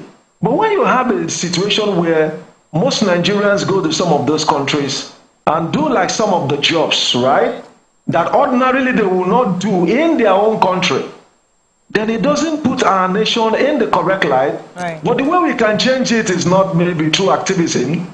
It is actually through policy, fixing the things that need to be fixed. Okay. Because until we get to that point where many Nigerians will not feel the need and will not see it as a miracle when somebody gets a visa to the US. Testimony time. I mean, some pastors prayed for visa, like visa anointing. You come with your passport. Come on. And we share testimonies. In the same word with yourself. You get testimonies, sir. Let me take this call from Ben. He's calling from Anambra. Thanks for calling. You're live. Yeah, good morning, lady. Good morning, Ben. Yeah, please, I want to make some input. Please, go ahead. In connection with Trump and Harris, there are some areas, I would like people to touch on. Like, Harris, if I try to compare Harris with Clinton, it's a different game. Clinton is a force on her own right. The people don't know much about Harris. And so Biden picked Harris because of a reason. And nobody expected that Biden will step down and allow Harris to take over her leadership. That's one issue.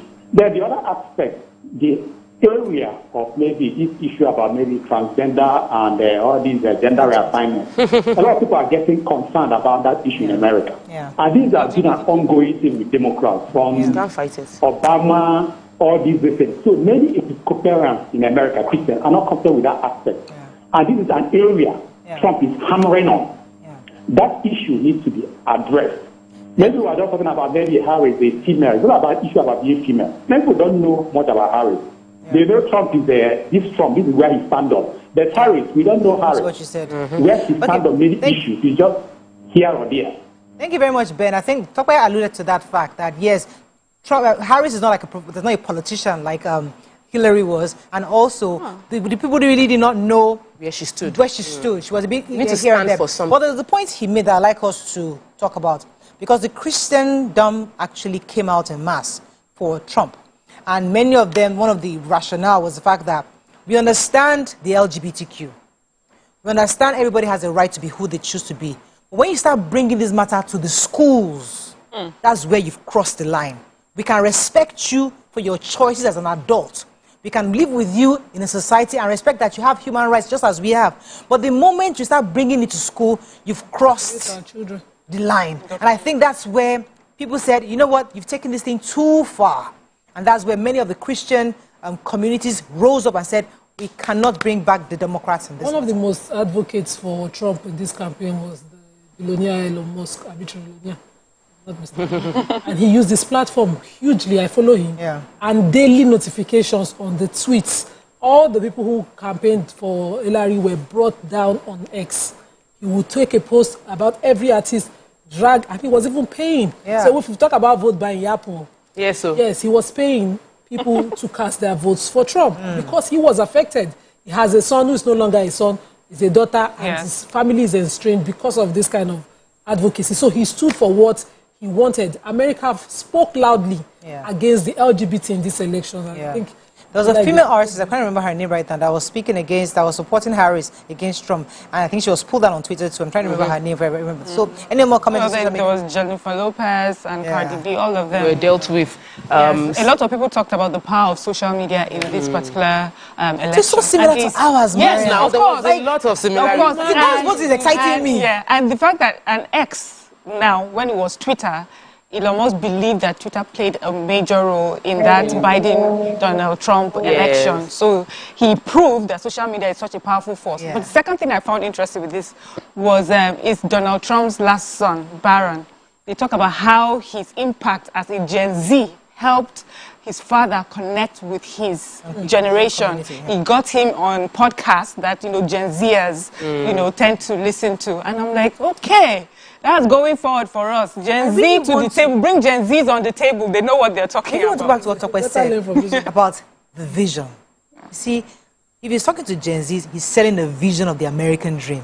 If he's talking to young people, to the Christian, the Muslim community, even the Muslims stood up for him. I saw they voted for him in mass. He was a Gaza speaking. He was speaking, saying that he would that what Israel is doing, but he spoke against it vehemently. One of the classes I take online is a Sheikh from Palestine, and he spoke loudly. There was hardly a vote. So you see, that was why the margin is huge. America is speaking up against a lot of ills. Yeah. Whether you like it or not, you have an agenda in the Middle East that you're using Israel for. The people don't want to be a part of it. The killing is huge. It's too much. And all the back and forth side talk is not working. So they spoke with these elections. Nobody, when they're tired of we are doing something, we are the human rights based status of the world. But when it comes to human rights, you start to deviate it. You have human rights for what's it called in Russia, the other country, Ukraine. But you do not have for Gaza, and it's just quite interesting. I mean, as I said, my excitement is just that we had our nation was at the brink last year. I was scared. Many of us were really worried about our unity, how politicians use social media against us, how they tore us apart with religion and culture and where you're from. Suddenly I now know, oh, you have Igbo blood, or you have Yoruba blood, or and I'm start dissecting. I'm thinking, in fact, YK was at some point was like, can I even recognize Nigeria again? We're questioning each other because of elections. And we see exactly the same thing. So you know what? We're normal human beings. We just have to make a decision as a nation. We're not to use those things against each other. So you know what? We are one. We are a people. People can have this kind of differences, and some of them divide, but we can choose to stay together. It's a choice. And I think that, for me, that's a major lesson, that the US of A had exactly the same issues that we had, and we've seen the outcome of their own elections. So I think I'd like to end on that. But Mr. Okay, well, let me let you wrap up on this as we move on. You have comments on social media? You want to take? Mr. Okay, well, any final words? Okay, so final words to fellow Nigerians would be: we have no other nation but ours.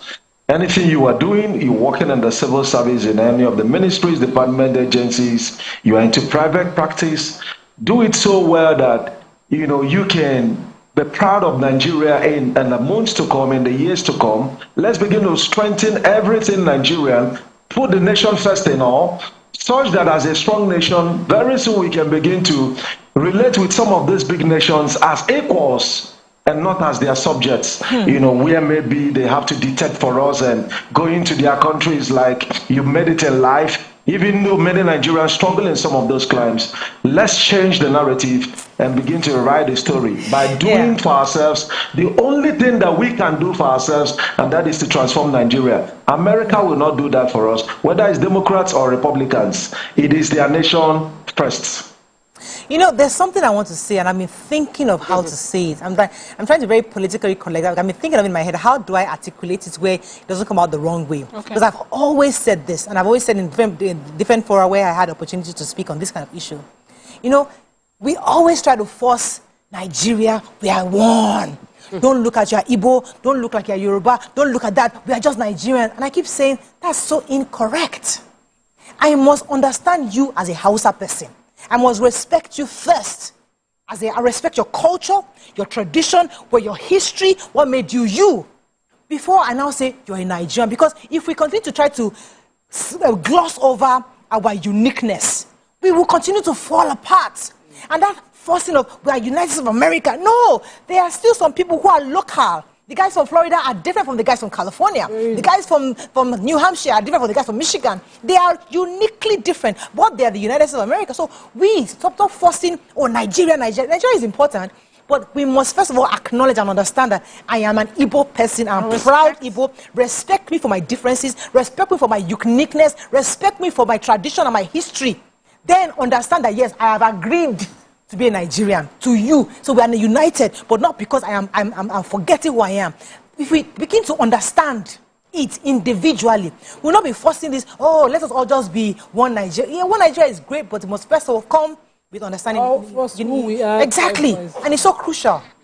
We have to go on a break now, but I think we can wrap up on this. Yeah. So generally, really, we've learned our lessons, and hopefully we can take cues from this and know how to treat ourselves better. We're on a short break. When we come back, we continue with our show. Stay with us. We'll be right back. Stay tuned. Your View will be right back.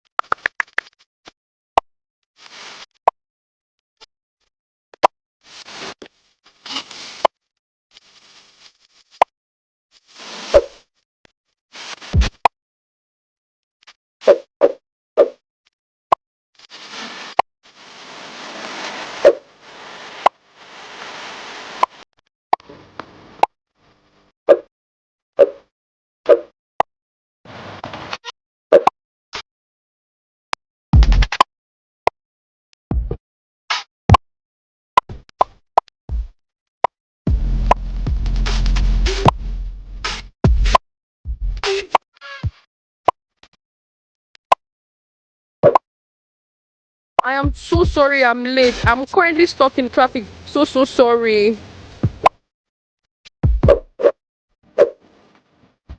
Hi, we're about to start the show. Hey, yeah. See, we're getting ready. We're gonna start very soon.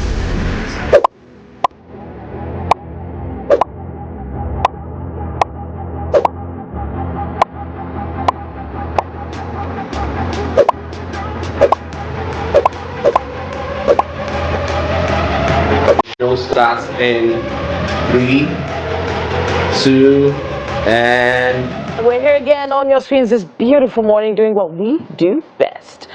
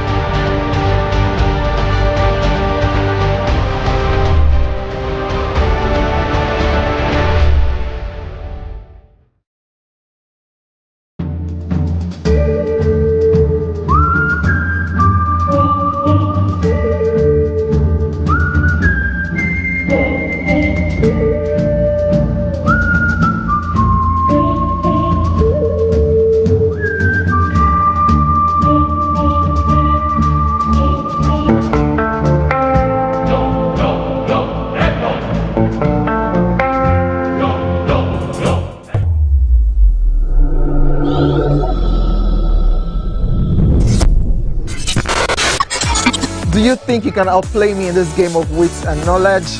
Can you go 7 rounds without flinching? I meant answering 7 questions correctly. How well can you hold your liquor?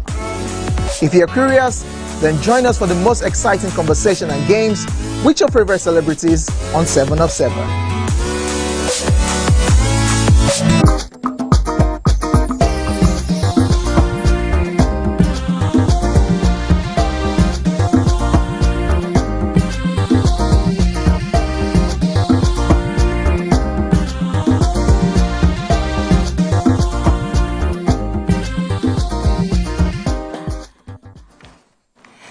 staying with us. So our final hot topic today is the message we saw from Senator Shehu Sani, who called on the federal government on the plight of many Nigerian graduates who face age discrimination in government recruitment. That sparked much-needed debates. According to him, a large number of graduates, after years of unemployment, are often rejected by government agencies simply because they are too old, despite having the qualifications and experience necessary for the roles. What are your thoughts on this? You can call us on the numbers on your screen again, 081-0764-1679, 0902-4163-440. You can also tweet to us at TVC Connect. Please hashtag your TVC so we can read the tweets. Nima, let me start with you because I know you've experienced something like this before. Recently, I had two coppers who were posted for youth corps service, and they were my people. So one of them was posted somewhere far. It's almost like it's a punishment to post from her present address. When I found out the area, I was like, how is it possible that you were posted to this place? Fortunately, there was a switch, and she was posted to a university. I don't want to mention. Only to get there, the university said they don't take coppers to serve. And I'm wondering, if it starts from the citadel of learning, well, what do you expect businesses to do? You know, they didn't make any provisions. They didn't want to take anybody. They insisted they can't manage UCOM member. They only take medical doctors and engineers, and that's it. And so she's back in the market, and the NYSC have shut down Portal because she kept scouting till she fell ill and had to take a break. I'm dealing with that presently. The other one was a boy, and he had to go up and down. We struggled to get him into a place to serve. I mean, a place of primary assignment, because he was coming from outside Lagos, and we couldn't find one. Everybody did not want a UCOM member. So I'm wondering what will happen in the main labor market when he needs to get employment. If in UCOM, with a UCOM letter, people are willingly rejecting UCOM member, somebody that is even willing to say, do not pay, but he's going to transport to your place of work. It's almost as if there's an agenda to punish the younger generation. I don't understand. That is the stage of training. If you take him, the NYSC can pay him while you're training him, if you talk about employability, but we are constantly rejecting UCOM member, and NYSC has to even look into that presently. Those two experiences for 2024 for me broke my heart. I've just been seeing the annoying thing. People come now with, primary placement, assignment placement, begging for places. Please reject, please receive, accept me here, please request me here. Those kind of examples should not be in 2024, but we are dealing with it. And NYSC is not even looking into it, because within a period of time, they will shut down. Is it possible that, I'll come to you that way, because at the time when the NYSC started, there was quite a few things we needed people to help and assist in. Right now, we have quite a bit of technology. Everything's online.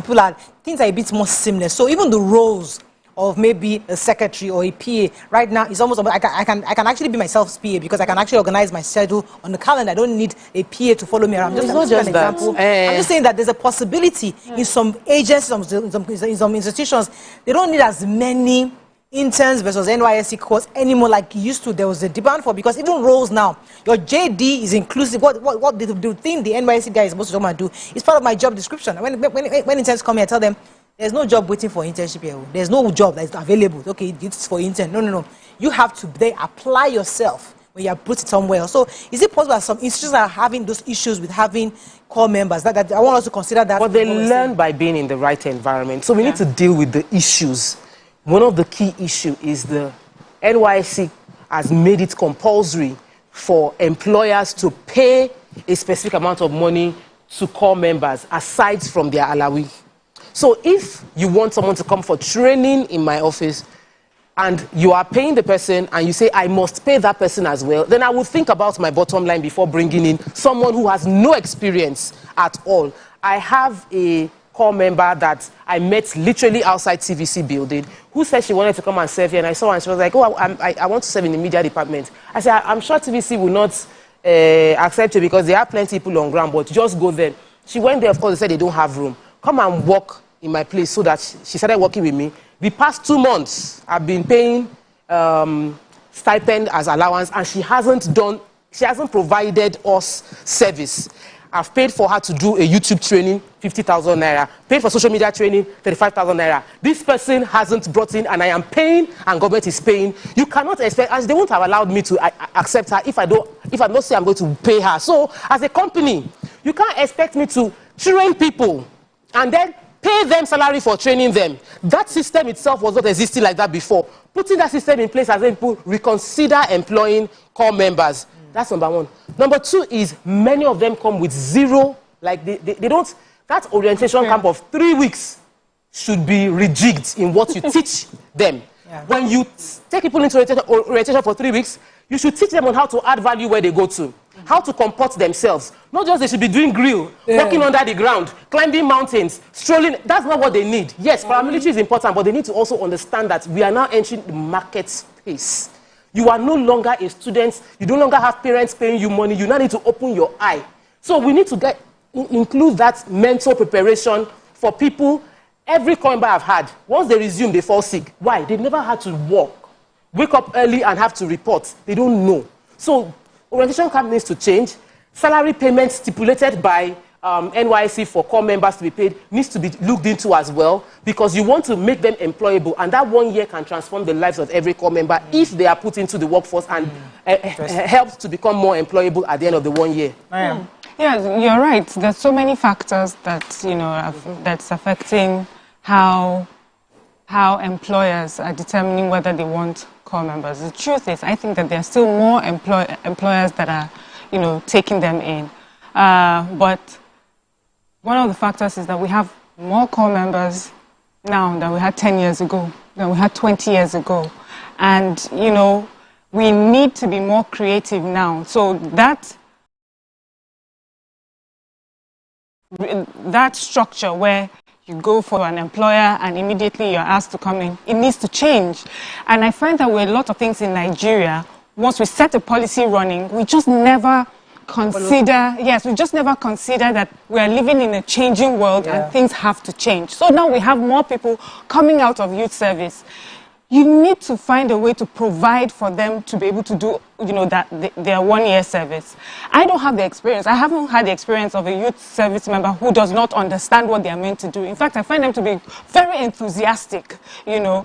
But what you are describing is also not a youth service issue. It's just like a general Nigerian issue where we just have a lot of young people that don't know what they are meant to do. Because in the course of our university and our education, internship is not something that we have encouraged. Working while we're at school is not something we encourage. We have children, we take care of them until they finish secondary school. When they go to university, a lot of the universities that we have now is like secondary school. They are calling you for stipends every few weeks. When they are leaving NYSC, you as a parent, you are getting them a job. You know, sometimes if you're even writing these applications for them. So we have babied this generation a lot. So these are the different factors I feel that it's, you know, that's affecting how we're employing youth service members. But this particular tweet that we're talking about had gone beyond that, which is when you graduate, because of the large number of people, that's my interpretation, because of the large number of people, only a few people can get into government agencies. Then you have a huge backlog.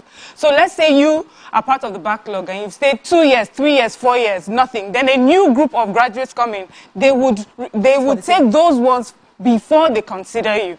And, you know, the senator is saying, why don't you work on the backlog first? I don't know if as he wants to become backlog. So exactly. I don't know if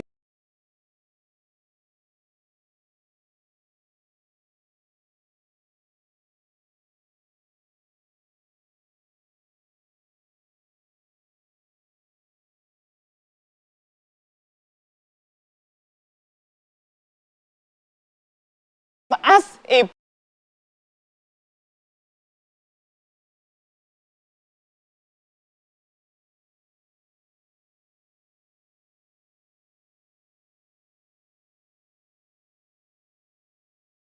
Because we're almost out of time. I would like to mention, you know, camp training. And the small experience from camp training is just a place where they're gathered and almost nothing is done. Except Lagos camp, they even have entertainment and comedy events happening. Can we focus on what the main issues are?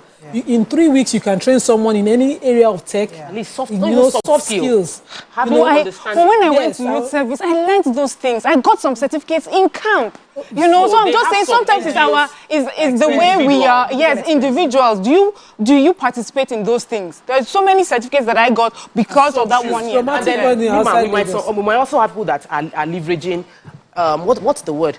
entitlement mentality. Yes. You know Nima. Why can't Nima help me? I know Mariah. Why can't Mariah help me get placement? You don't need to know anybody. You are a full-grown adult. If you are over 18, enter the streets and get someone to help you get a placement. You cannot enter a state and say you cannot find any business that will take you as a copper. If you display a level of ingenuity, level of rejection at the stage of a copper. Let's define rejection. Is rejection like I'm not taking any copper, or I already have one, or I have enough. I don't have the means. I don't have the space. Yes. So now let's go back. See, that's a topic on its own. Yeah. Because the truth is that companies should be compelled to have a budget set aside for an NYSC. There must be as a Nigerian, if we want to go as a nation, we should find some way to ensure that Tokwe is able. So as a company, that is important for our own national, if our own national growth, I need the Tokwe to have at least 2 NYSC. To do that, tax rebate is part of it. We have evidence that there is a job description for the copper. You're not going to come in and do nothing. There must be something, because the internships there are structures, but many of them don't really follow it. My last intern, she was on my case. I've had several interns, but I've never had one that stresses me. So how do I do today, ma? I need to, because she's constantly feeling it, and I'm thinking, she wasn't a bookworm. At the end of it, there was actually a book that I was feeling. The girl was every single day was feeling. To take initiative. I was thinking to myself, I never knew this was this. Is what they expected? I'm telling you. So the policy is there, but we're not following it. A lot of us are not following it. When your child is interning, it's not supposed to be a bed of roses. You know, please, my daughter cannot go. I say she has to go. I have someone interning on a 1-year intern. I said she has to go every single day, including. We have to run off, so we've lost our time. But I think this is a topic we need to bring back maybe tomorrow for continuing, because it's quite important. It's important. That's all we can take on today's show. Have a great day. We'll see you tomorrow. Bye for now.